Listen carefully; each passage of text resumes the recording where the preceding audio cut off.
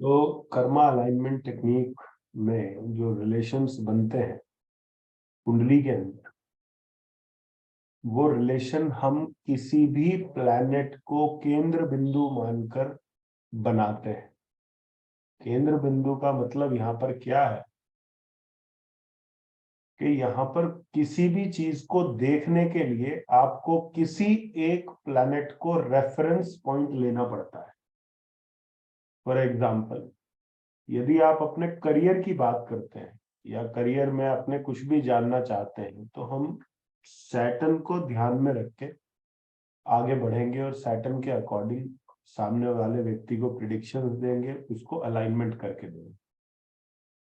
उसी प्रकार मान लीजिए किसी व्यक्ति के अपने व्यक्तित्व को आपने जानना है, उसकी अपनी पर्सनैलिटी को आपने जानना है, वो व्यक्ति क्या है, क्या सोचता है, क्या उसकी लाइफ में जो है डिजायर्स हैं, किन चीजों के बारे में वो ज्यादा विचार करता है, कौन सी चीजें ऐसी हैं जिसको लेकर वो काफी संजीदा है। तो वो सब चीजें जब आपने देखनी होती है एज अ पर्सनैलिटी, तो जुपिटर को लेकर देखनी।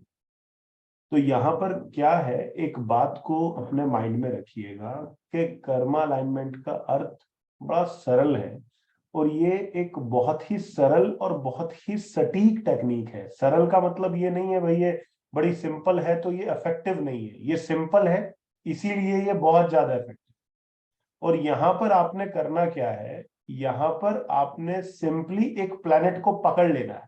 मतलब जब सामने वाला आपको कुछ भी कहे, तो आपको सबसे पहले ये निर्धारित कर लेना है कि इस व्यक्ति ने इस समय जो बात कही है वो इस प्लेनेट से मेल खाती है, और फिर उस प्लेनेट के पीछे पड़ जाओ।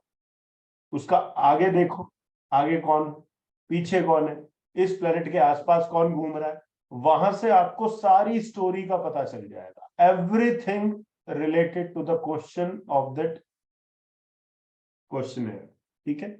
तो जो प्रश्न आपके सामने आया, उस प्रश्न को आपने क्या करना होता है, एक कारक अलॉट करना होता है। कैसे अलॉट करते हैं कारक? किसी व्यक्ति ने कहा जी मेरा डॉक्यूमेंट का कोई काम फंसा हुआ है। क्या बोला आपसे? मेरा कोई डॉक्यूमेंट का काम फंसा हुआ, उसको मैं कैसे ठीक करूं।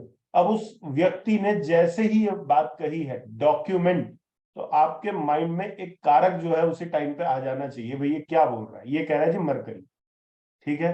अब मरकरी मेरे को समझ में आ गया, अब मैं मरकरी के पीछे पड़ जाऊंगा। अब मैं देखूंगा मरकरी के आसपास कौन घूम रहा है, किस तरीके से घूम रहा है, उसके आधार पर मैं चीजें करूंगा, और उस बेसिस पर मैं मेकआउट करूंगा कि इसको किस तरीके से क्या सोल्यूशन करके दें। ठीक। फिर कोई आया आपके पास, कोई मेल आया, और मेल कह रहा है जी वाइफ के साथ में रिलेशनशिप अच्छे नहीं चल रहे हैं। आपको कारक डायरेक्ट अलॉट कर देना है, Venus is the responsible planet. एक फीमेल आई है अपनी कुंडली लेके कि जी हस्बैंड के साथ में प्रॉब्लम चल रही है, अब वीनस के पीछे नहीं पड़ना है, अब मार्स को पकड़ लेना है। ठीक। कोई कोई मदर है अपने बच्चे का चार्ट लेकर आई है, बोल रही है कि भाई जो मेरा बेटा है, मतलब लाइक मेरा जो एल्डेस्ट सन है, जो पहली नर संतान है, वो मेरी बात नहीं सुन रही है। इसका मतलब क्या है, आपने सन के पीछे पड़ जाना है। एल्डेस्ट डॉटर या फर्स्ट फीमेल जो चाइल्ड है, वो दिक्कत में है, उसको किसी ना किसी तरीके की प्रॉब्लम है, उसको प्रॉब्लम है या आपको उससे प्रॉब्लम है, वटेवर। तो वहां पे आपने क्या अलॉट करना है, चंद्रमा अलॉट करना है। तो सबसे पहला नियम आपका क्या कहता है, rule number 1 in karma alignment technique is, whenever any question comes to you, you have to allot a certain karak to that problem. That is the rule number 1. सबसे पहला रूल आपके दिमाग में ये होना चाहिए कि मेरे को कारक पता होना चाहिए जब सामने वाले ने मुझसे कहा है। ठीक। कोई कह रहा है जी मेरे को अपनी बॉडी फिट रखनी है, मुझे बॉडी फिटनेस का बताओ। Mars is the responsible planet. Why body? Because Mars represents deha. Deha deha means body.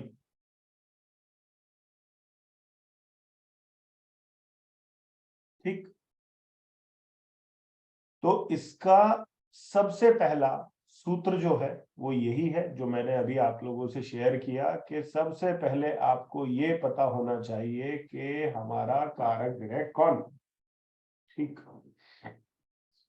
Second, rule number 2, you have to make the string of that particular karak. You have to make the string of that particular karak. string का मतलब क्या होता है? देखो, ये जो Karma alignment technique है ना, ये कर्मा अलाइनमेंट टेक्निक एक धागे के समान है। कौन सा धागा?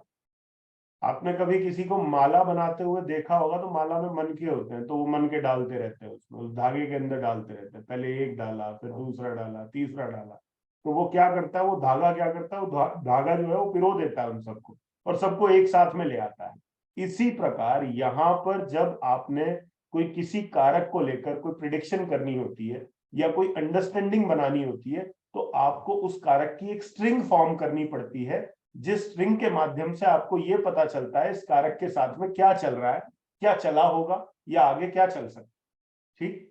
तो सारी स्टोरी का पता आपको तभी चल पाएगा जब आप स्ट्रिंग को समझने में कामयाब होंगे। तो ये है रूल नंबर 2। अब आ जाइए रूल नंबर 3। डिग्री। डिग्री कौन सी डिग्री? इंजीनियरिंग या एमबीबीएस वाली डिग्री नहीं, जो प्लानिटरी डिग्री होती है, राइट, 0 से 30 डिग्री के बीच में। ठीक। तो जो हमारी डिग्रीज हैं, planetary degrees, they plays the most important role in karma alignment technique. ये बात ध्यान रखिए। Degree plays the most important role in karma alignment technique. Without considering the degree, your prediction will fail miserably. बहुत गंदे तरीके से फेल हो जाओगे। क्या होता है, हम कई बार हमें कुछ चीज सरल मिल जाती है, तो हम सरल जैसी कोई चीज मिलती है ना, तो सरल चीज मिलते ही ओवर कॉन्फिडेंट हो जाते हैं, अरे इसमें कुछ है भी, लो हम बताते हैं, ये हुआ, ये हुआ, ये हुआ। लेकिन आपने क्या मिस किया, आपने उसमें डिग्रीज की हेरफेर कर दिया, डिग्री आगे की जगह पीछे लगा दिया, पीछे वाला प्लेनेट आगे लगा दिया, सब कुछ इधर उधर हो जाएगा, कोई कंक्लूजन नहीं निकलेगा, आपको लगेगा सब बेकार, राइट। तो डिग्री को सबसे ज्यादा ध्यान में रखना है। अब डिग्री से मेरा मतलब क्या है, लिखो एग्जाम्पल नंबर 1, इसी पॉइंट के नीचे, रूल मत लिखना, एग्जाम्पल लिखना। एग्जाम्पल नंबर 1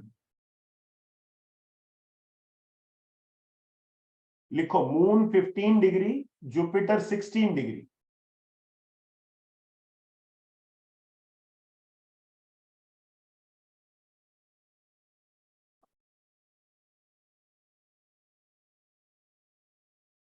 देखो भाई, आप लोग ना बहुत क्वेश्चंस पूछ रहे हैं, बहुत सारे चैट जो हैं अभी चल रहे हैं, तो अपने हाथों को और उंगलियों को थोड़ा सा आराम दे, है ना।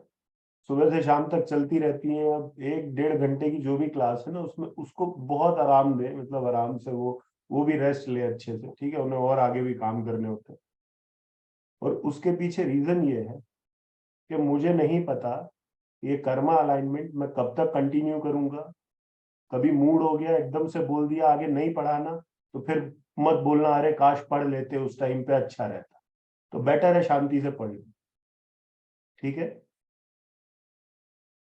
चंद्रमा की दशा, मूड स्विंग्स बहुत होते हैं, समझ रहे हो ना, कभी भी कुछ भी हो सकता है। चलो, अभी थोड़ी देर के लिए रुक जाओ, पढ़ा लेने दो अच्छे से, बाद में मौका मिलेगा तो मैं आपको बोल दूंगा भाई पूछ लो जो पूछ लो, ठीक है। लेकिन अभी जब एक फ्लो चल रहा है ना किसी सब्जेक्ट का, सामने कुछ रखा नहीं हुआ है, अगर मतलब वैसे टेस्ट नहीं है तो मैं जरा वीडियो ऑन करके दिखा देता हूँ, कुछ है नहीं सामने रख के कुछ सोच रहे हो आप मैं पढ़ा रहा हूँ, तो एक फ्लो मेरा बना हुआ, उसको प्लीज मेंटेन रहने दो, हाथ जोड़ के आपसे विनती है, ठीक है। चलिए, तो जब जब हम डिग्री वाइज किसी को लिखते हैं, अभी डिग्री मैंने क्या लिखी थी भाई, एक बार बता दीजिए थोड़ा।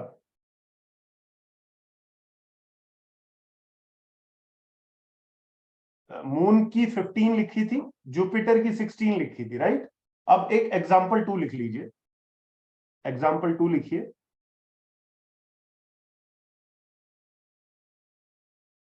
उसमें लिखिए मून 16 जुपिटर 15, मून 16 जुपिटर 15।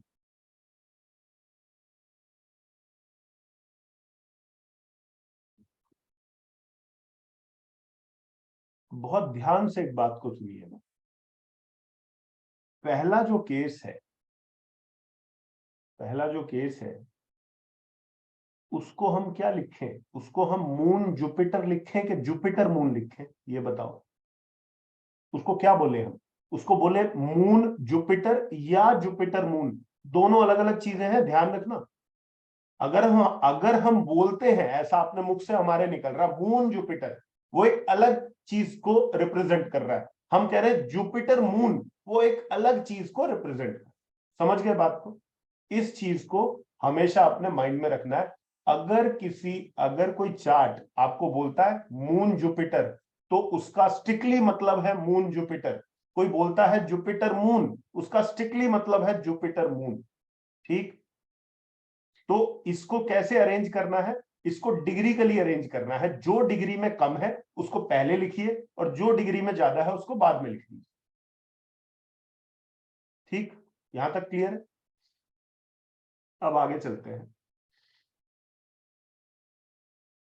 देखो, एक इंसान की प्रवृत्ति को समझने की कोशिश करना, क्योंकि कर्मा अलाइनमेंट बेसिकली क्या है, ये ज्योतिष में प्रिडिक्शन के साथ साथ ना व्यक्ति की जीवन शैली को समझ के, उसके एटीट्यूड को समझ के, उसकी अपनी लाइफ फिलॉसफी को समझ के हम किस तरीके से उस व्यक्ति को एक बेहतर जीवन दे सकते हैं, उसका एक प्रयास है। समझ रहे? तो उस प्रयास को समझने के लिए पहले एक व्यक्ति की जो एक एक नेचर होती है, एक बेसिक नेचर होती है हर व्यक्ति की, उसको समझना बड़ा जरूरी है। कैसे? फॉर एग्जाम्पल, सपोज करिए आपके पास एक गाड़ी है। ठीक, आप एक गाड़ी ड्राइव करते हैं आज की डेट। वो गाड़ी कोई भी हो सकती है, एक्स वाई की। ठीक, आपने वो गाड़ी ड्राइव की, मतलब 10 साल ड्राइव की, 5 साल ड्राइव की, जो भी। अब समय आ गया एक नई गाड़ी लेने। अब आप उस गाड़ी के पीछे भागेंगे या कोई और गाड़ी देखेंगे जो आपने कभी नहीं यूज की है, नहीं ट्राई की है? एक एक नॉर्मल साइकोलॉजी क्या कहेगी कि क्या करेंगे, किस चीज के पीछे जाएं? वही जो यूज कर रहे थे, या कोई और जो अभी तक यूज नहीं की? जाहिर सी बात है कोई और, है ना। इसका अर्थ क्या है? इसके अर्थ को समझिएगा। इसका अर्थ यह है, व्यक्ति तवज्जो किसको देता है?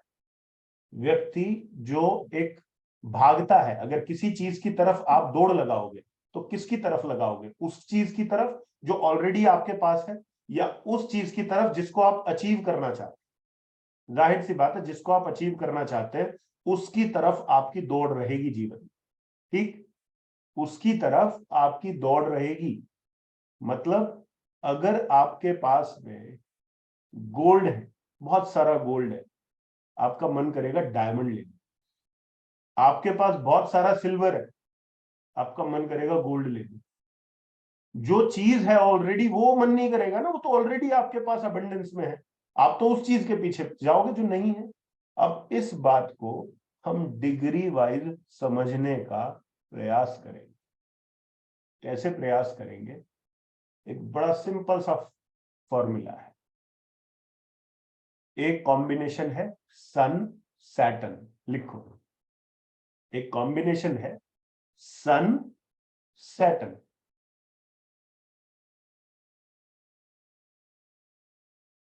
लिखा? अब सेकंड कॉम्बिनेशन लिखो, सैटर्न सन।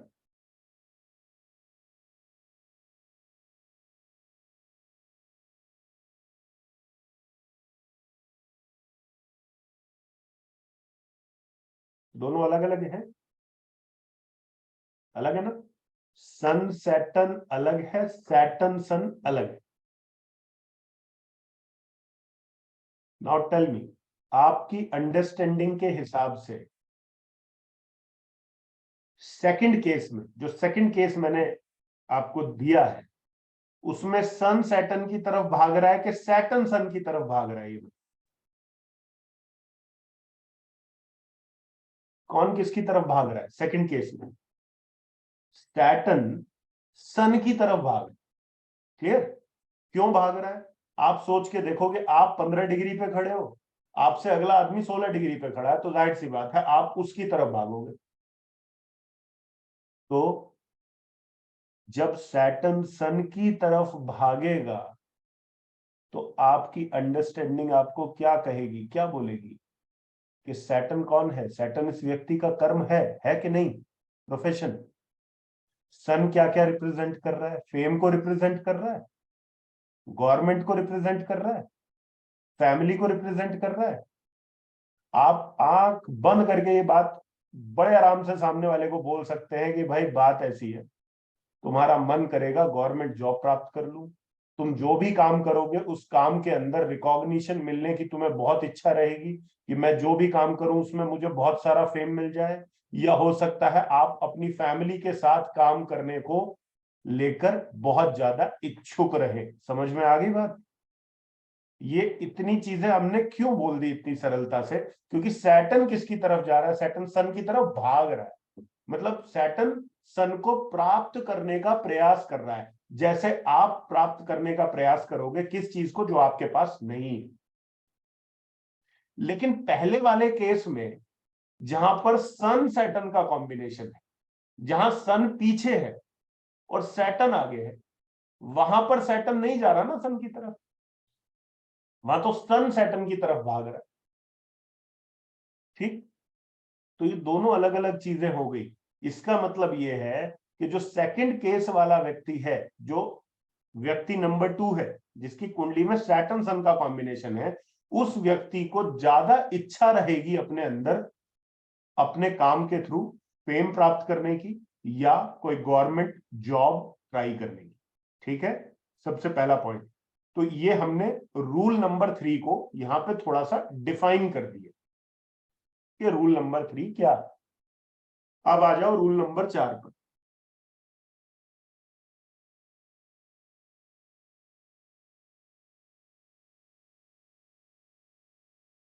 रूल नंबर 4 ये कहता है, रूल नंबर 4 ये कहता है कि भाई एक होता है प्रॉमिस और एक होता है इवेंट की डिलीवरी। एक होती है वो चीज जो आपके साथ में ईश्वर ने प्रॉमिस किया कि देखो भाई ये करोगे तो ये होगा, ये करोगे तो ये होगा, ये करोगे तो ये होगा। और एक होता है डिलीवरी। तो ऐसा नहीं है ना कि मान लो आपका सैटर्न सन की तरफ जा रहा है, तो जब सैटर्न सन का कॉम्बिनेशन आपको दिखा तो आप सामने वाले को ये बात बोल सकते हैं कि भाई आप जो प्रोफेशन करोगे उस प्रोफेशन में आपको फेम मिलेगा। ये बात तो आपने बोल दी सामने वाले को। अब सामने वाला कहेगा कि क्या जीवन भर मिलेगा? हर दिन मिलेगा? हर दिन लोग आके हमारे सामने तालियां बजाएंगे, हर दिन कोई आके मुखौटा रख के जाएगा? ऐसा नहीं होगा ना। वो कब होगा? वो एक सर्टेन टाइम पीरियड पे हो। वो सर्टेन टाइम पीरियड आप कैसे निकालते हैं? वो सर्टेन टाइम पीरियड निकालते हैं आप ट्रांजिट के थ्रू, जिसको आप गोचर कहते हैं। तो यहां पर टाइमिंग ऑफ इवेंट जो एक शब्द निकल के आता है, the timing of event is considered through the transit of planets. गोचर, ग्रहों के गोचर के द्वारा यहां हम घटना के समय का निर्धारण करते हैं। ठीक?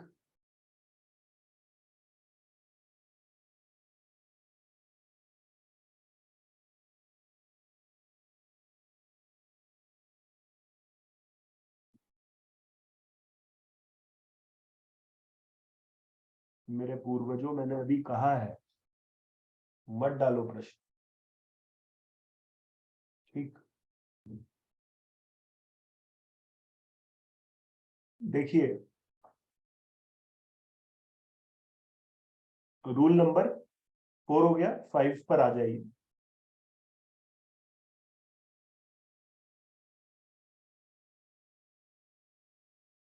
whenever whenever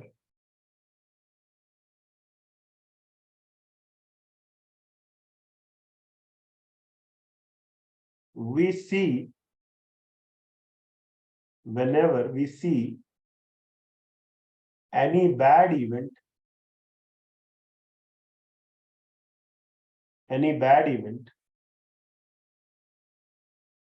happening in future,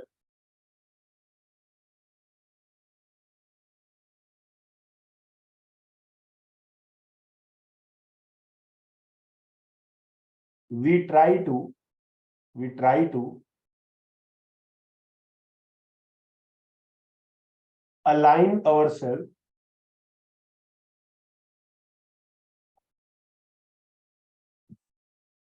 with the help of planetary significations, with the help of planetary significations,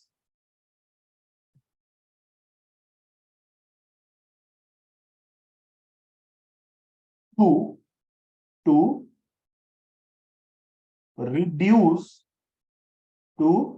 reduce the intensity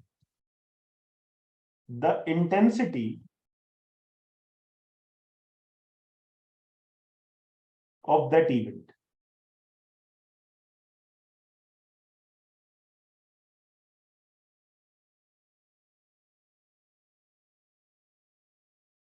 कैसे?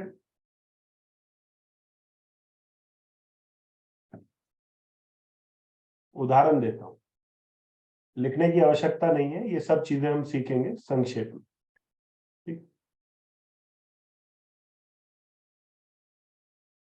सपोज कीजिए कि हमारे ट्रांजिट में हमने ट्रांजिट को डिकोड किया और ट्रांजिट में पाया कि हमारे साथ में हमारी बॉडी को कुछ हार्म होने वाला, या हमारी बॉडी पे कोई इंजरी होने वाली, या चोट लगने वाली। तो जो व्यक्ति कर्मा अलाइनमेंट जानता है वो क्या कर सकता है? वो ब्लेड लेके खड़ा हो जाए, सामने वाला व्यक्ति पूछेगा ये क्या लेकर खड़े हो? तो मैं अलाइनमेंट करने खड़ा हूं। कैसे करोगे अलाइनमेंट? देखो मैंने अपना हाथ स्वयं काट लिया, है ना? भाई इंजरी तो होनी है, तो इंजरी वो मैं स्वयं से कर देता हूँ, राइट? ये करेंगे नहीं, ऐसे अलाइनमेंट नहीं होती है। अलाइनमेंट के अपने तरीके हैं।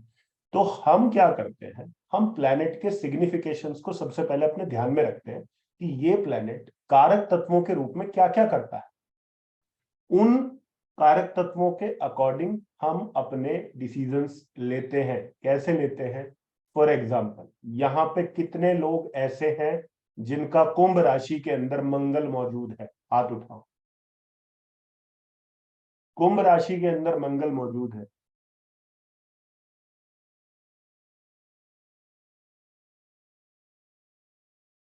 ठीक है, अरे इतने सारे लोग हो भाई, 15-20 तो निकल ही आएंगे कुंभ राशि का मंगल वाला।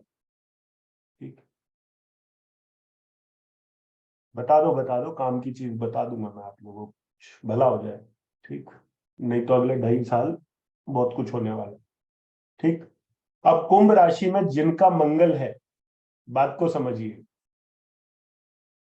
अगर मैं आपसे कहूं कि लड़ाई झगड़ा कौन सा प्लेनेट है, क्या बोलोगे? बताओ कौन सा प्लेनेट? लड़ाई झगड़ा, गुस्सा, मार्स। शत्रु कौन सा प्लेनेट है? आपका शत्रु कौन से ग्रह से दिखता है? मंगल। जाहिर सी बात है, मंगल शत्रुता भी है। फिर कॉन्स्पिरेसी, एनिमिटी, शत्रुता, कौन सा प्लेनेट है? मंगल। ठीक, मारपीट, मंगल। समझ गए बात को? कितनी सारी चीजें हो गई। अब बताओ कर्म का ग्रह कौन सा है? कर्म का ग्रह कौन सा है? इतना तो सब जानते हैं ना। जो मैं प्रश्न आपसे पूछूंगा वो इतने सरल होंगे कि उसका उत्तर आप हर व्यक्ति दे सकता है, किसी को प्रॉब्लम नहीं हो देने में। कर्म का ग्रह कौन सा है? शनि है।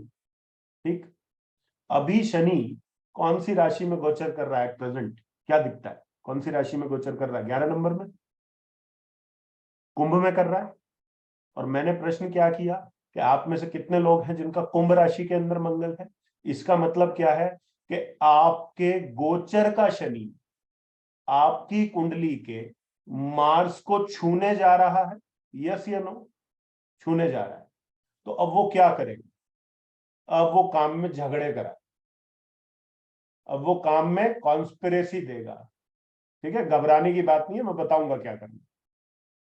अब वो क्या क्या क्या करेगा, झगड़े कराएगा, कॉन्स्पिरेसी देगा, काम को लेकर एंजाइटी बढ़ेगी आपके अंदर, समझ रहे? मतलब आपके वर्क प्लेस पर आपके झगड़े हो सकते हैं, आपके वर्क प्लेस पर कुछ नए नए शत्रु आपके खिलाफ जो है वो खड़े हो सकते हैं। कोई कुछ करने के लिए खड़ा हो जाएगा, कोई कुछ करने के लिए खड़ा हो जाएगा, समझ रहे? तो ये क्या हो गया, ये सैटर्न का गोचर जो मार्स की तरफ जा रहा है, ये उसकी कुछ सिग्निफिकेशन आपकी लाइफ में आनी शुरू हो जाएगी। अब आप मुझसे कहोगे कि भाई अगर 100 आदमियों ने जन्म लिया है इस कॉम्बिनेशन के साथ जिनका कुंभ राशि के अंदर मंगल है, क्या उन 100 के 100 व्यक्ति इस समय पीड़ा में आएंगे? मैं कहूंगा नहीं। 60 to 70% पीड़ा में आएंगे, 30% पीड़ा में नहीं आएंगे। इनफैक्ट हो सकता है ये टाइम उनके लिए और प्रोडक्टिव टाइम हो जाए। क्यों? अगर मैं आपसे कहूं कि भूमि से जुड़ा हुआ कार्य किस ग्रह का है, तो आप क्या बोलेंगे? मंगल। डिफेंस से जुड़ा हुआ कार्य है, जो डिफेंस के अंदर है, मिलिट्री है या और जो बाकी डिफेंस है, उससे जुड़ा हुआ काम किसका है? मंगल। अगर आप एक स्पोर्ट्समैन है तो आपका जो प्रोफेशन है किससे जुड़ा हुआ है? मंगल। अगर आप एक वास्तु कंसल्टेंट हैं जो जाके भूमि की ऊर्जा को देखते हैं, भूमि के बारे में काम करते हैं, वो किससे जुड़ा हुआ है? Mangal. This is the right time for these people who are doing any profession related to Mars। अगर आप मंगल से जुड़े हुए कार्य में हैं तो ये समय आपके लिए अनुकूल रहेगा, प्रतिकूल नहीं रहेगा, अनुकूल रहेगा आपके लिए, ये बढ़िया काम। ठीक। अब आप कहेंगे कि जी ठीक है, हम अगर मंगल के प्रोफेशन में है इसका मतलब हमें बिल्कुल टेंशन लेने की आवश्यकता नहीं है, इसका मतलब ये ट्रांजिट बिल्कुल भी नेगेटिव नहीं जाएगा। तो हमेशा एक बात को याद रखना, इंसान के जीवन में दो चीजें होती है, एक होती है उसकी फितरत, एक होती है उसकी किस्मत। किस्मत जो है ना, वो समय के साथ बदलती रहती है। कभी कभी उसने ज्यादा कमा लिया, कभी उसने कम कमा लिया, कभी उसको बहुत ज्यादा लाभ हुआ, कभी उसको बहुत हानि हो गई, है ना? इसको क्या बोलते हैं? इसको उसका डेस्टिनी साइकिल बोल सकते हैं। हम कह सकते हैं भाई किस्मत है, उसकी किस्मत का पैटर्न है जो ऊपर नीचे हो रहा है, ठीक है। लेकिन इंसान की फितरत का पैटर्न कभी ऊपर नीचे नहीं होता। वो जिस फितरत के साथ जन्मा है वो उसी फितरत के साथ जो है वो अपनी आखिरी सांस लेता है। ठीक। क्योंकि फितरत वो नहीं छोड़ता। फितरत से कहने का अर्थ क्या है? फितरत का मतलब है कि आपके जो इनहेरिटेड कैरेक्टरिस्टिक्स हैं, जिन कैरेक्टरिस्टिक्स के साथ आप जन्मे हैं, तो जो लड़ाई झगड़े वाले कैरेक्टरिस्टिक हैं वो मंगल के नेचुरल ट्रेट्स हैं, या कभी कभी मंगल के पास आते हैं कि चलो यार घूम फिर आते हैं मंगल के पास, जाके बात कर लेते हैं, ऐसा कुछ कर लें, नहीं ना। वो क्या है? वो मंगल की एक नेचुरल टेंडेंसी है, राइट? गुस्सा करना, एंगर डेवलप होना, ये क्या है? ये मंगल की नेचुरल टेंडेंसी है। इसका मतलब क्या है कि भले आप टेक्निकल काम में क्यों ना हो, भले आप मंगल के काम में क्यों ना हो, स्टिल ये जो ट्रांजिट है जो सैटर्न का मार्स के ऊपर से होने जा रहा है, ये आपको कहीं ना कहीं किसी ना किसी प्रकार से प्रॉब्लम अवश्य देगा। अब इसका अर्थ क्या है? इसका अर्थ ये है कि अगर मैं कहूं आपसे कि क्या आपको अपने जीवन में कुछ ऐसे कार्य दिखते हैं जिन कार्यों के थ्रू आप मार्शियन एनर्जी को, यानी कि मंगल की एनर्जी को थोड़ा डिसिपेट कर सकते हैं या उसको चैनलाइज कर सकते हैं? मान लीजिए आपके अंदर गुस्सा है, मान लीजिए आपके अंदर हाइपर टेंशन है, हाइपर एक्टिव हैं आप, तो उस हाइपर एक्टिवनेस को, हाइपर टेंशन को आप मंगल ग्रह के रूप में कैसे चैनलाइज करोगे? बहुत सिंपल सा फंडामेंटल है। हम कहेंगे एक्सरसाइज कीजिए। एक्सरसाइज करने से क्या होता है? मंगल ठीक होता है। अब आप कहेंगे कि क्या ये एक्सरसाइज हर किसी के लिए बढ़िया रहेगी? क्योंकि एक्सरसाइज के कितने सारे फॉर्म हैं। योगासन क्या है? अगर आप योगासन क्या करते हैं तो वो क्या है? वो फिजिकल एक्टिविटी है या नहीं है? यस या नो बोलिए। यस, वो एक फिजिकल एक्टिविटी है। जिम करना फिजिकल एक्टिविटी है या नहीं है? Physical activity. रनिंग करना फिजिकल एक्टिविटी है या नहीं है? फिजिकल एक्टिविटी है। बॉक्सिंग करना फिजिकल एक्टिविटी है या नहीं है? बिल्कुल है। अब सोच के देखिए, हमने 4 या 5 प्रकार की फिजिकल एक्टिविटीज को यहां पर देख लिया। जिम हमने देख लिया, रनिंग हमने देख लिया, बॉक्सिंग हमने देख लिया, और योगासन हमने देख लिया। लेकिन क्या ये सब की सब एक जैसे मंगल को यूज करेंगी? नहीं। यहां पर मंगल की जो फॉर्म्स है ना, जो उसका चेहरा है ना मंगल का, वो बदल जाएगा। इसका अर्थ ये है कि ये जो कर्मा अलाइनमेंट टेक्निक है, ये क्यों इतनी पावरफुल है? क्योंकि ये सिर्फ ये बात नहीं करती कि मंगल के रूप में एक्सरसाइज करके ही आपको हेल्प मिलेगी, ये भी बताती है कि अगर आपको एक्सरसाइज करनी पड़ गई तो आप कौन सी एक्सरसाइज करेंगे। आपको जिम करने से लाभ होगा, आपको योगासन करने से लाभ होगा, या आपको कुछ और चीज करने से लाभ, राइट? तो यहां पर हम चीजों को डिफरेंशिएट करते हैं, क्योंकि कुछ लोगों की कुंडली में जिम जाना अगर सर्वश्रेष्ठ है, तो कुछ लोगों की कुंडली में जिम जाने से उनको प्रॉब्लम हो जाती है। उनके लिए जो नॉर्मल एक्सरसाइज है, जिसको हम व्यायाम बोलते हैं, वो ज्यादा अच्छे रिजल्ट्स देता है, राइट? तो यहां पर हम चीजों को डिफरेंशिएट करते हैं। ठीक।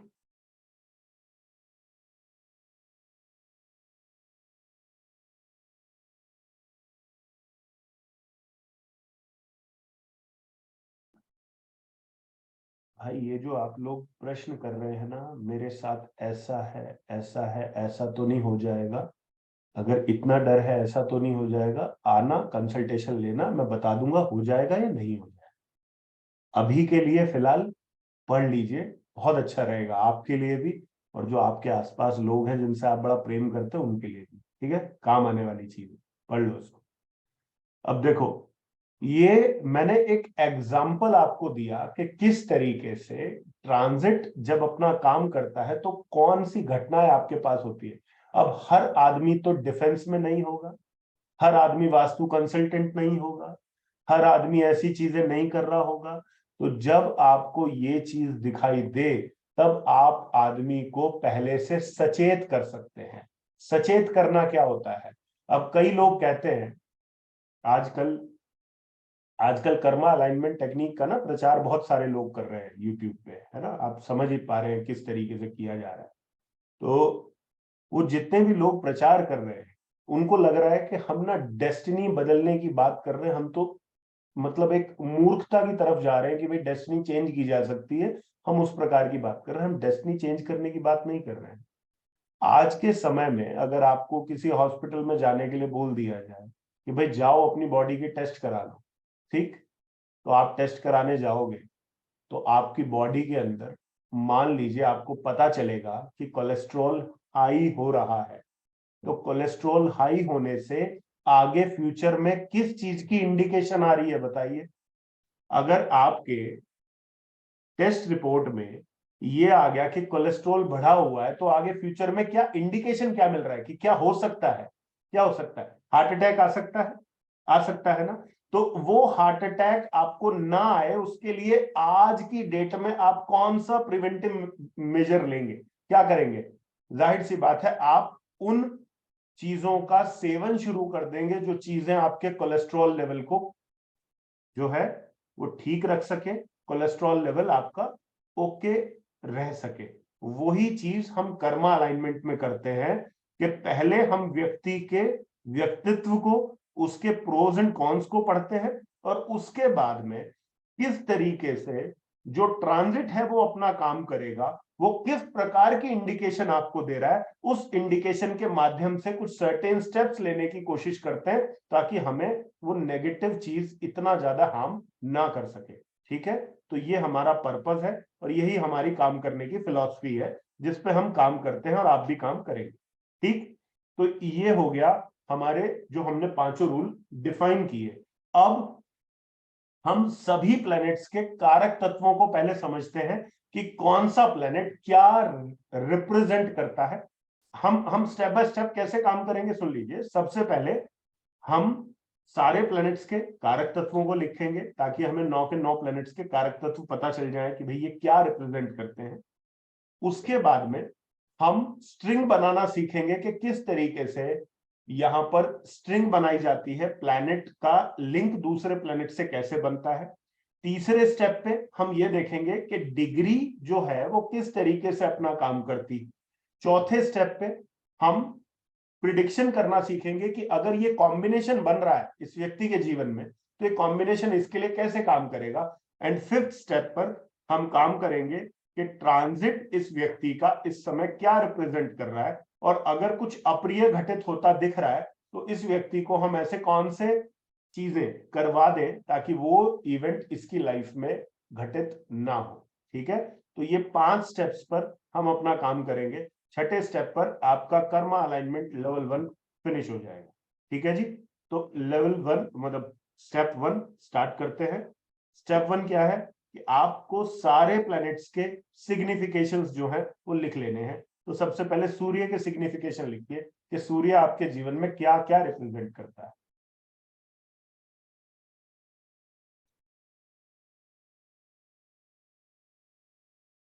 सबसे पहला point family.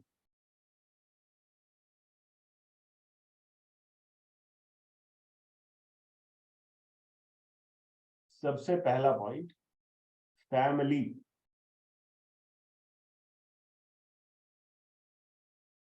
Second point eldest male child. Eldest male child, प्रथम नर संतान।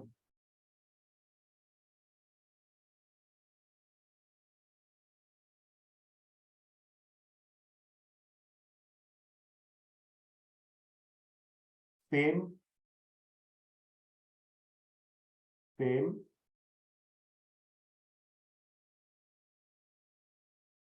रिकॉग्निशन,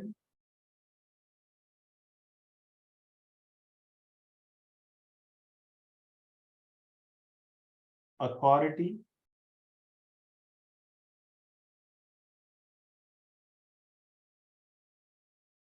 एनलाइटनमेंट,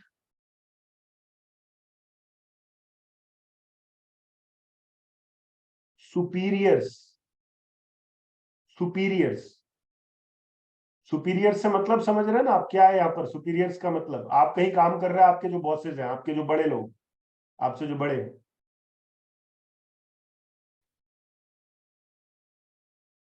सुपीरियर्स,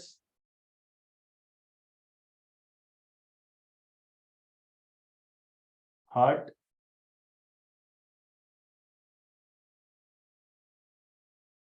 ठीक, कुछ कुछ सिग्निफिकेशंस ऐसे हैं जिनको हम साथ साथ और ऐड करते जाएंगे। अगर इक्का दुक्का थोड़ा रह जाता है या वो कुछ है तो वो साथ साथ जैसे जैसे हम प्रैक्टिस करेंगे वो आ जाएगा। फादर, फादर तो है ही भाई, इसको कोई डिनाई नहीं कर सकता, फादर है, सन ही है फादर।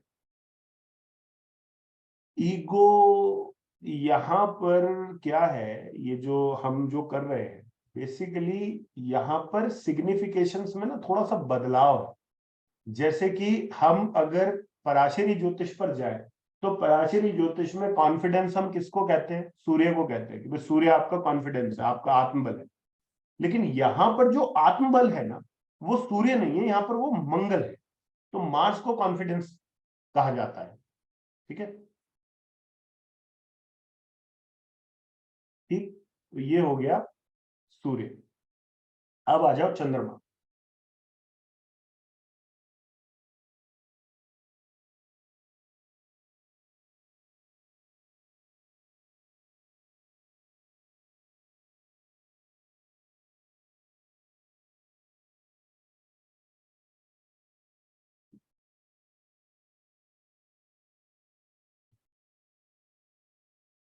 आपके 9 प्लैनेट्स में आपकी लाइफ को जो पूर्णतः डैमेज या कंस्ट्रक्ट करने का काम करता है, वो एक ही प्लेनेट करता है, दैट इज चंद्रमा।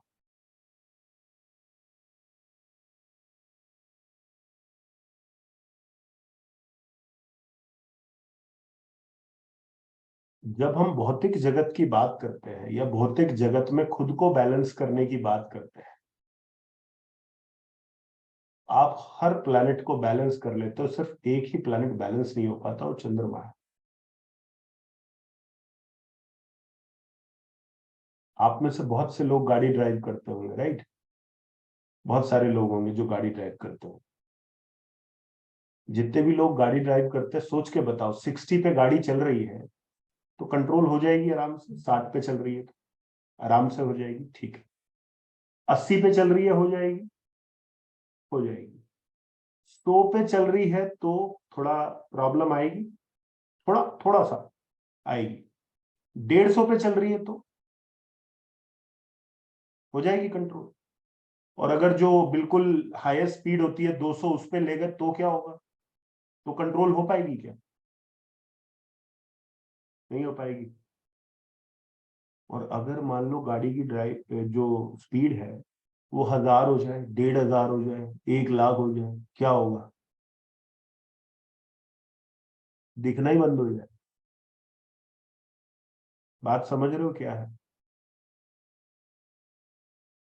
हर प्लेनेट की एक डिफाइंड स्पीड है, चंद्रमा की कोई स्पीड नहीं है। आप अभी जहां बैठे हो वहां से 1 लाख किलोमीटर दूर भी अगर कोई जगह है ना, आपका मन तुरंत वहां पर जा सकता है, जा सकता है ना। जब 100 की स्पीड कंट्रोल होने में प्रॉब्लम होती है तो इतनी बड़ी स्पीड को आप कंट्रोल कैसे कर पाओगे? यही सबसे बड़ा चैलेंज है चंद्रमा का। इसीलिए ये बात कही गई है, मन जीते जग जीत। समझ गए कि अगर मन को जीत लिया तो आपने जगत को जीत लिया। इसलिए मन को ही जीत पाना सबसे कठिन कार्य है। That is the planet moon, the fastest moving planet. ठीक।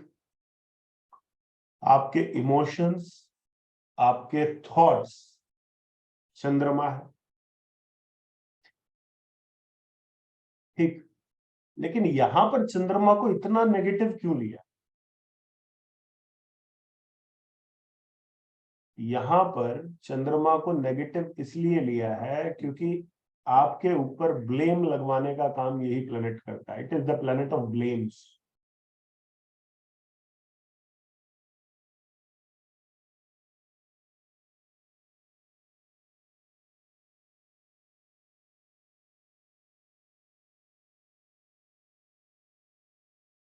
हम कहते हैं ये आदमी ना बड़ा इनसिक्योर है, क्योंकि इनसिक्योरिटी किससे आती है? इनसिक्योरिटी राहु से आती है। लेकिन इनसिक्योरिटी एग्जिस्ट कहां करती है? उसको जगह कौन देता है एग्जिस्ट करने के लिए? या आजा मेरे घर में रह ले। कौन देगा अपना घर किराए पे इनसिक्योरिटी को? शरीर देगा क्या? नहीं देगा, चंद्रमा देगा, राइट? मून। इनसिक्योरिटी कहां एग्जिस्ट करती है? मन में करती है।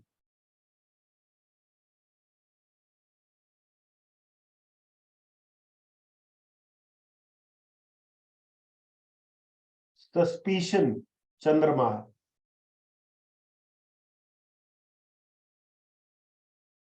फिकल माइंडेडनेस सबसे बड़ा पॉइंट समझ लीजिएगा। फिकल माइंडेडनेस चंद्रमा है।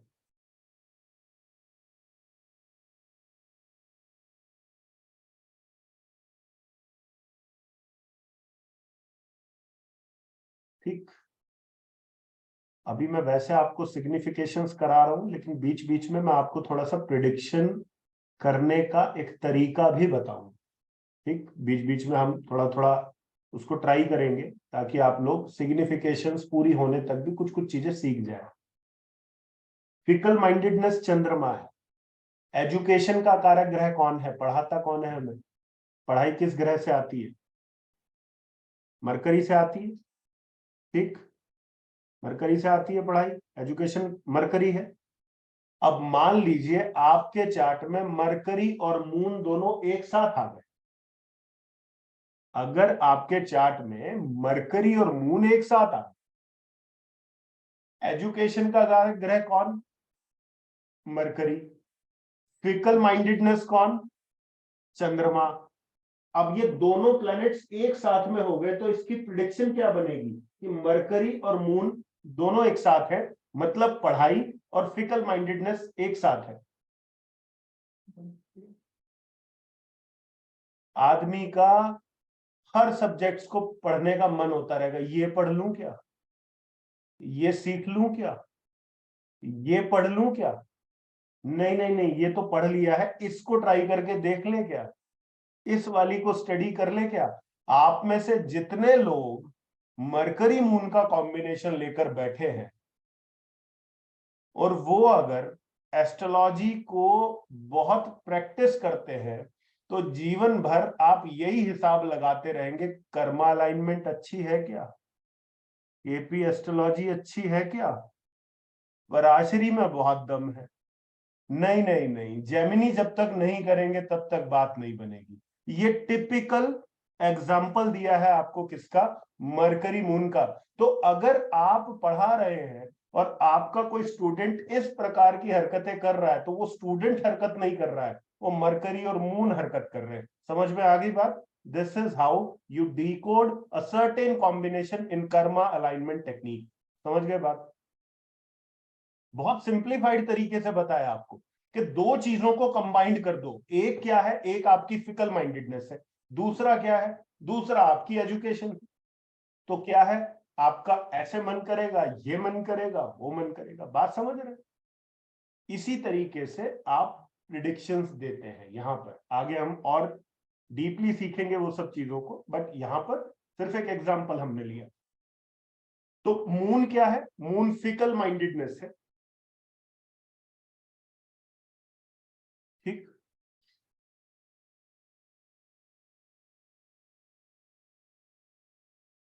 इलोपिंग, इलोपिंग, ELOPING,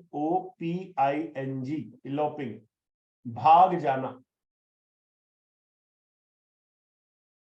शादी के लिए घर से भाग जाना, किसी के साथ भाग जाना, कोई ना मिले तो अकेले भाग जाना, लेकिन भाग जाना। समझ रहे हो ना। वो कौन है, वो चंद्रमा है।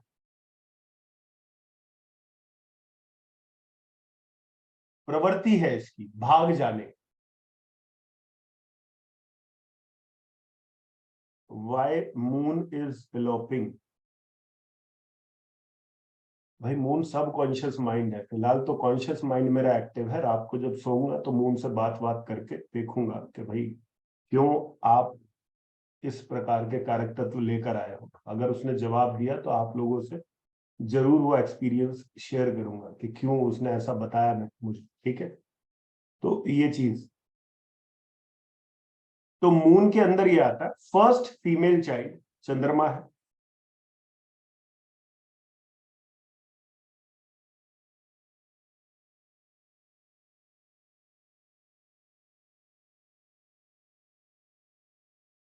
फूड, खाना, चंद्रमा है।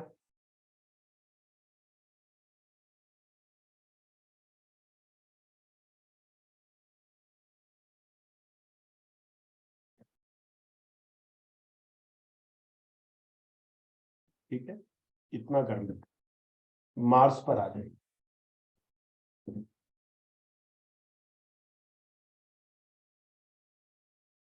अरे चंद्रमा को एक दो चीजें और थोड़ा जो इंपॉर्टेंट थी, change of place, change of place,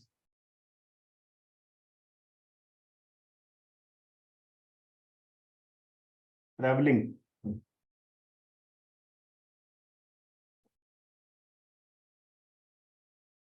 any kind of change, any kind of change, किसी भी प्रकार का बदलाव।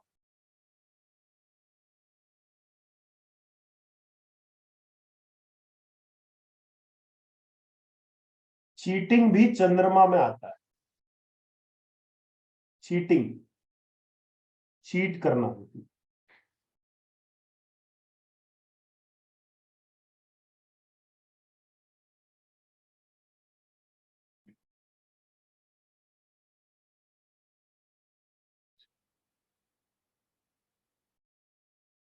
चीटिंग जब वर्ड आ गया तो चीटिंग वर्ड में दोनों चीजें आ गई, चीट करना भी, चीट होना। क्लियर। मंगल पर आ।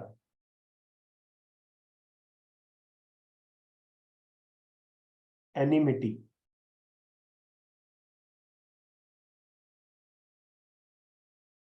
एनिमिटी।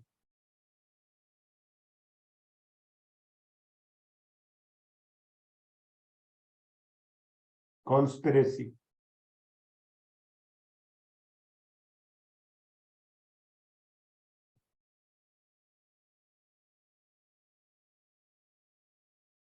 Anger.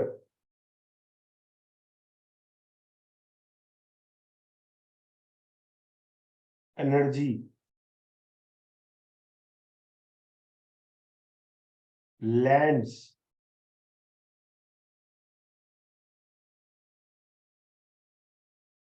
Mechanical work.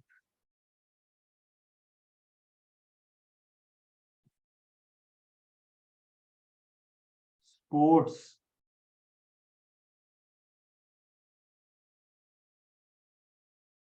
Skills. Skills.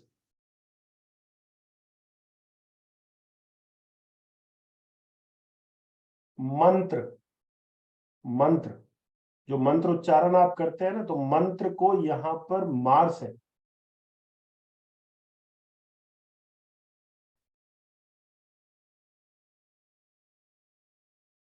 Accident.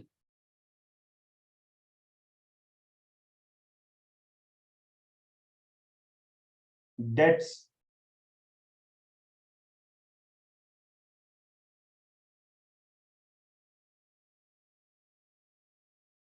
Mountains.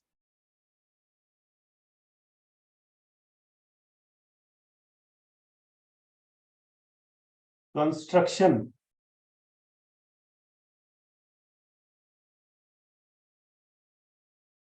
Skills. इसको अंडरलाइन कर लेना, इस वर्ड को। ये वर्ड बड़ा छोटा है लेकिन इसके आगे मायने बहुत है। स्किल्स।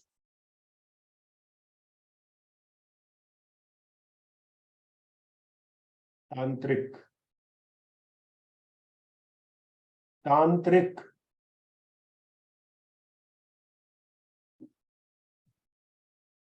झाड़ फूंक वाला तांत्रिक नहीं, जो एक्चुअल तांत्रिक होता है, राइट। जैसे अगर आप पूछे कि इंजीनियर कौन होता है, तो इंजीनियर भी एक तांत्रिक होता है। बिकॉज तांत्रिक का मतलब क्या होता है? तांत्रिक मीन्स कि वो व्यक्ति जो किसी तंत्र के साथ में काम करता है। एंड व्हाट इज तंत्र? तंत्र मीन्स मैकेनिज्म, कोई सिस्टम। ठीक। इसलिए यहां पर वो तांत्रिक है। ठीक। देहा। देहा the body.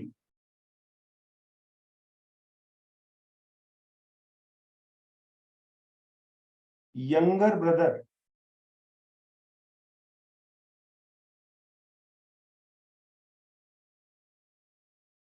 Second male child.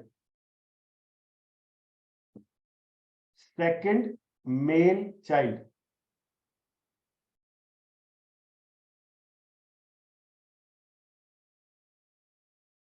Confidence.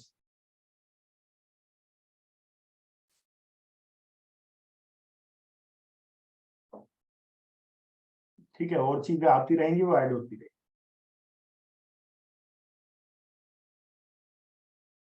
Jupiter पर आ जाए।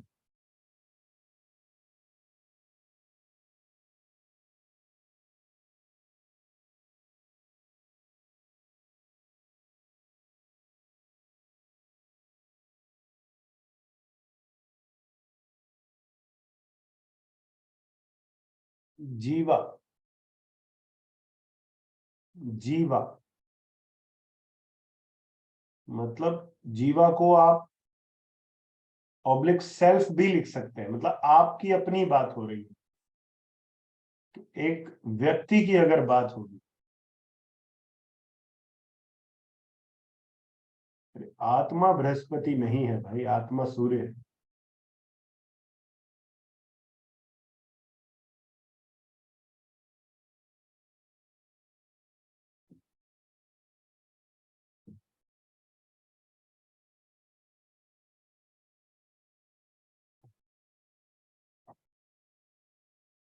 Divine grace,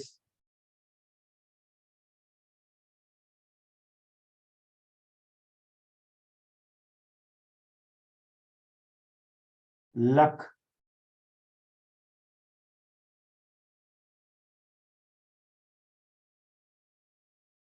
prosperity,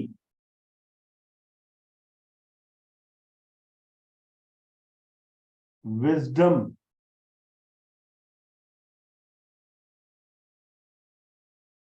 knowledge,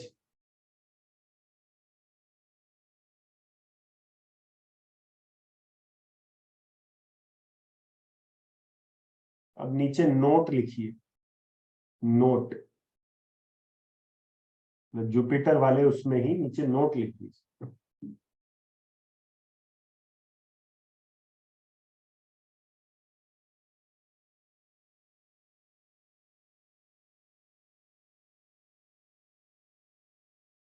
wherever you find wherever you find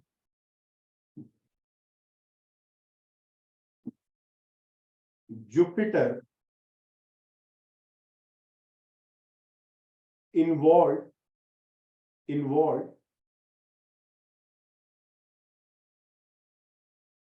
it shows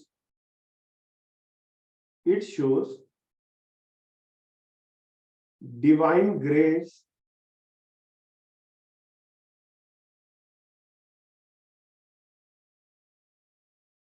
in that particular matter.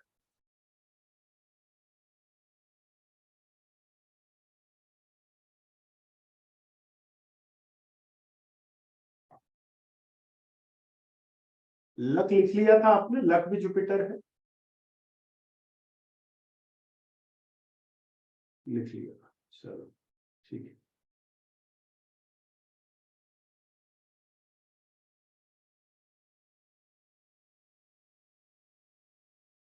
Cheating कौन सा प्लेनेट है, लिखा था अभी, कौन सा?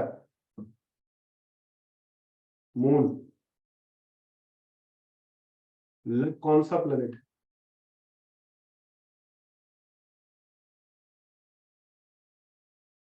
आपकी कुंडली में मून जुपिटर का कॉम्बिनेशन है,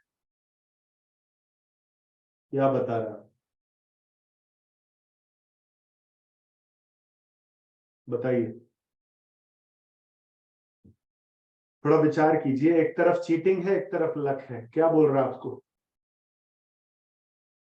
जितना चीट करेंगे लोगों को उतना लकी हो जाएंगे।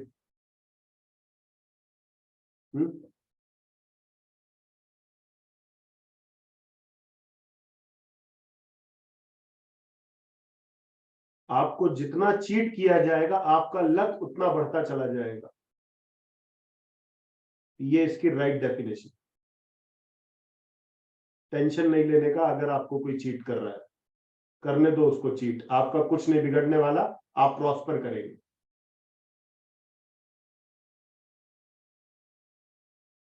This is the most beautiful thing related to Chandrama Brihaspati combination. आप इसको क्या पढ़े हो अभी तक? गज केसरी योग, यही पढ़े हो, बृहस्पति चंद्रमा, है ना?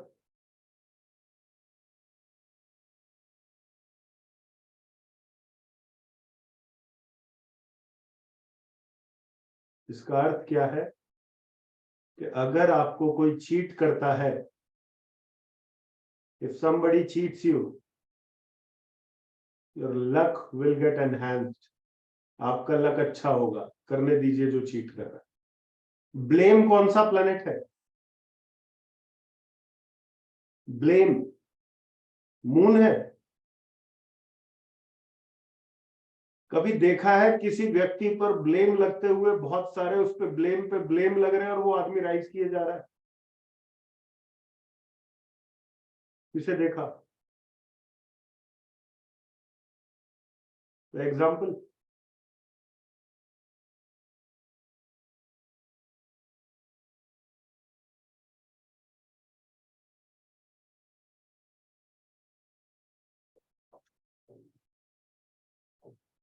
अरे मेरा नाम काहे लिख रहे हो भाई?